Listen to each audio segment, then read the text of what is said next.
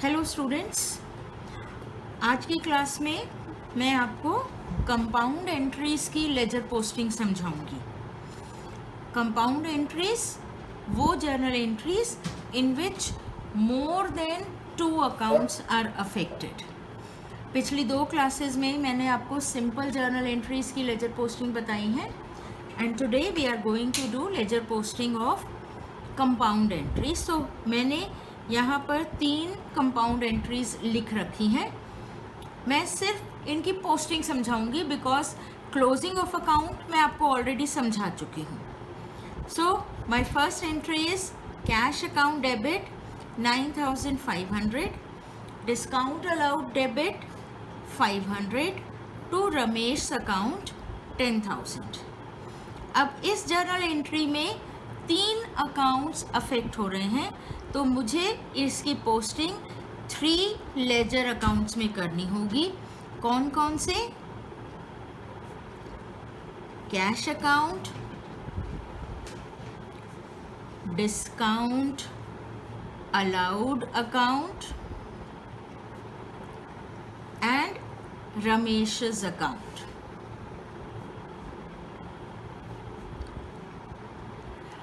Now जब हम compound entry की लेजर पोस्टिंग करते हैं तो उसमें कई बार बच्चे कंफ्यूज हो जाते हैं, और कंफ्यूज हो जाते हैं तो बहुत गलती कर देते हैं।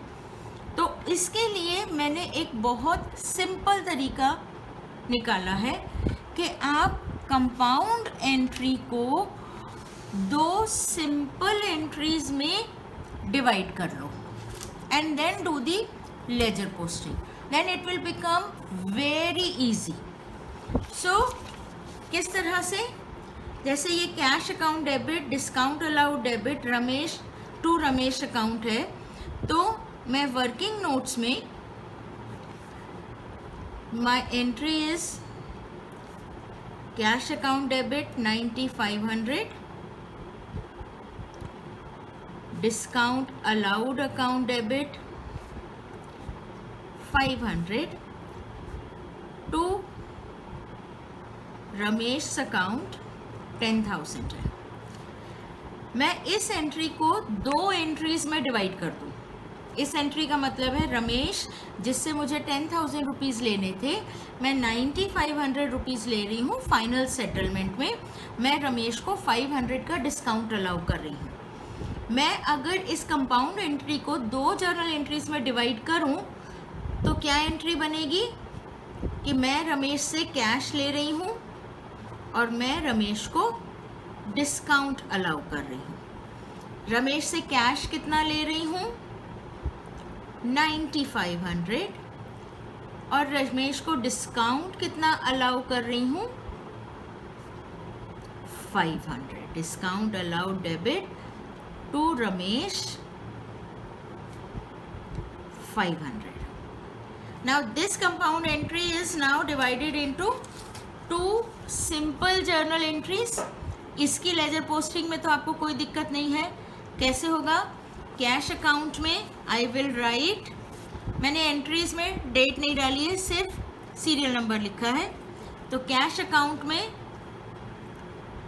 To Ramesh account 9,500, and in Ramesh's account I will write on the credit side by cash account 9,500. Then the second entry, discount allowed debit to Ramesh 500. तो discount allowed में डेबिट साइड पर to Ramesh account 500 and Ramesh account में credit side पर by discount allowed 500. This is the simplest way of doing ledger posting of a compound entry. कि आप उस compound entry को 2 simple journal entries में divide कर दो, क्योंकि अगर आप डायरेक्टली इस एंट्री को पोस्ट करेंगे तो कैश अकाउंट में आपने लिखेंगे टू रमेश, लेकिन अमाउंट में अब कंफ्यूज हो जाएंगे, कंफ्यूज ही हो जाएंगे कि कैश में 9500 लिखूं या 10,000 लिखूं, क्योंकि कैश के सामने 9500 लिखा है लेकिन रमेश के सामने 10,000 लिखा है. So that creates a lot of confusion. और इसलिए आप हमेशा, ज़रूरी नहीं है एक बार करेंगे आप वर्किंग नोट्स में करेंगे, 2 बार करेंगे आप वर्किंग नोट्स में करेंगे, तीसरी बार आप डायरेक्टली उसको मन में डिवाइड करना सीख जाएंगे और डायरेक्टली आप उसकी लेजर पोस्टिंग सही से कर पाएंगे. लेकिन शुरू में 2-3 बार आप उसको लिखकर 2 सिंपल जर्नल एंट्रीज में डिवाइड करेंगे.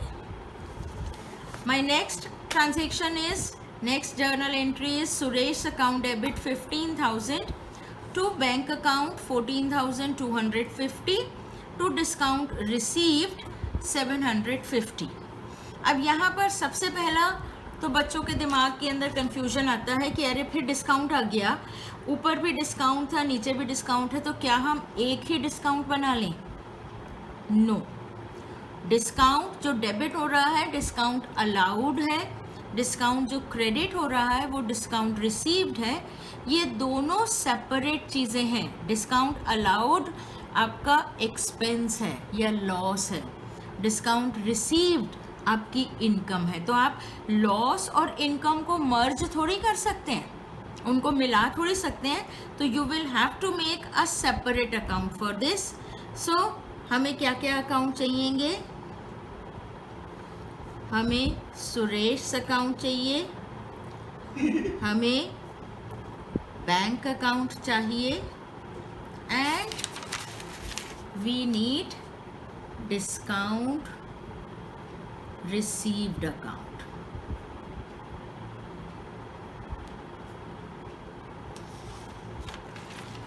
So again मैं इस एंट्री को 2 एंट्रीज में डिवाइड कर लेती हूँ. Suresh account debit to bank to discount receive, यानी हम सुरेश को फाइनल सेटलमेंट में 15,000 के बदले 14,250 का चेक दे रहे हैं. तो 2 एंट्रीज इसकी क्या हो जाएंगी? मेरी सेकेंड एंट्री के 2 पार्ट्स क्या हो जाएंगे? एक सुरेश डेबिट टू बैंक और दूसरा Suresh debit to discount received. Suresh debit to bank यानी मैंने सुरेश को कितने का चेक दिया है? यहाँ मैं सुरेश पूरा 15,000 से नहीं, सुरेश को चेक कितने का दिया है उसकी एंट्री करूँगी. तो सुरेश डेबिट टू बैंक मैंने कितना चेक दिया है? 14,250. मैंने सुरेश से कितना डिस्काउंट रिसीव किया है? I have received discount of 750 from Suresh. तो Suresh to discount received 750. This entry plus this entry, Suresh 14,250 plus 750 से डेबिट हुआ, यानी पूरा 15,000 से डेबिट हो गया. 14,250 से बैंक क्रेडिट हो गया, 750 से डिस्काउंट रिसीव क्रेडिट हो गया. तो ये मेरी दोनों एंट्रीज करेक्ट हो गई. अब इन 2 सिंपल एंट्रीज की लेजर पोस्टिंग, सुरेश के अकाउंट में मैं क्या लिखूं?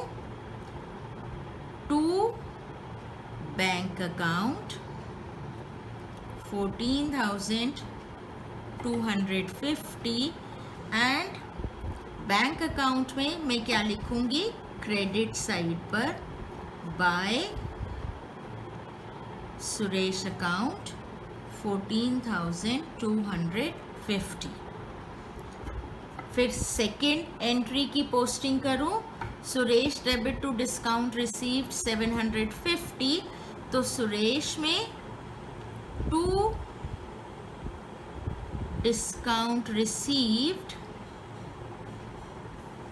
750 एंड डिस्काउंट रिसीव्ड में by Suresh 750. So this is how the transaction has to be posted, a transaction which involves more than 2 accounts. Taking our third journal entry, the bad debt entry. Bad debt entry we have already discussed in journal कि जब हमारा customer, हमारा debtor insolvent हो जाता है तो we are not able to recover complete amount from him. Some part of the amount is received, some part of the amount becomes bad debts. So हमारी entry है cash account debit 9000, bad debts account debit 6000, to Chandan account 15000. Again I divide this entry in 2 parts. अब मैं इसको यहाँ लिख कर नहीं करती, अब मैं सोचती हूँ अपने दिमाग में कि किस तरह से मेरी ये एंट्री 2 में डिवाइड होगी. So cash debit 9000, bad debts debit 6000, to Chandan 15000. मतलब मुझे चंदन से 15000 लेने थे जिसके बदले 9000 मुझे कैश मिल रहा है और 6000 का मुझे लॉस हो गया चंदन के इंसॉल्वेंट होने से. सो क्या 2 एंट्रीज बनेंगी डिवाइड करें अगर हम इनको, तो cash account debit to Chandan 9000 rupees and second entry bad debts account debit to Chandan 6000 rupees. So posting cash account में टू चंदन अकाउंट कितना 9000. एंट्री क्या है हमारी, कैश डेबिट टू चंदन 9000. तो कैश में to Chandan 9000 and Chandan account में by cash 9000. Then the second entry, bad debts account debit to Chandan 6000. Bad debts account debit to Chandan 6000. तो बनाएंगे bad debts account. Bad debts account में debit side पर to Chandan 6000 और चंदन के account में by bad debts 6000. आप लोगों के दिमाग में आ सकता है कि मैम हम यहाँ पर by cash and bad debts इकट्ठा लिख के 15000 लिख दें तो भी तो वही बात रहेगी. नहीं, क्योंकि जब आप कैश एंड बैड डेट इकट्ठा कर देंगे तो 15000 का क्या डिवीजन है आपको सिर्फ चंदन के अकाउंट से नहीं पता लगेगा. सी लेजर अकाउंट में हम किसी भी अकाउंट को देखकर अपनी एंट्री समझ सकते हैं कि उसका दूसरा इफेक्ट क्या होगा. जब मैं कैश अकाउंट में टू रमेश 9500 देखती हूँ तो यहीं से मुझे पता लग जाता है कि मैंने कैश में डेबिट हुआ है, यानी कैश आया है फ्रॉम रमेश. How much 9500. तो अब इसकी काउंटर एंट्री जब रमेश के अकाउंट में देखूंगी तो रमेश के अकाउंट में बाय कैश 9500 ही होना चाहिए. मैं यहाँ पे by cash and discount allowed इकट्ठा 10000 अगर लिख दूंगी तो वो ट्रांजैक्शन वेरीफाई कैसी होगी. तो उसको वेरीफाई करने के लिए दोनों साइड पर सेम चीज़ें होनी चाहिए और इसलिए हम इन्हें कंबाइन नहीं कर सकते. और कंबाइन नहीं कर सकते इसीलिए ये बेटर रहता है कि हम अपनी ट्रांजैक्शन को, कंपाउंड एंट्री को सेपरेट सिंपल एंट्रीज में डिवाइड करें. यहाँ पे कंपाउंड एंट्री में 3 अकाउंट्स हैं, कंपाउंड एंट्री में 4 अकाउंट भी हो सकते हैं आपके, like cash debit, discount allowed debit, customer debit to sales. तो 3 अलग अलग एंट्रीज में डिवाइड कर देंगे. मतलब जितनी भी आपकी एंट्रीज हैं उन एंट्रीज की लेजर पोस्टिंग करते समय उन्हें कन्वर्ट कर लो सिंपल एंट्री में. आई होप ये कंपाउंड एंट्री की लेजर पोस्टिंग आपको समझ आई हो. I am not closing the ledger account क्योंकि मैंने आपको सिर्फ एक कॉन्सेप्ट समझाया है इस क्लास में, that how the ledger posting of compound entry is to be done. So do practice of these kind of entries and do a lot of practice, because accountancy is a subject of practice, practice and practice only. Thank you children. God bless.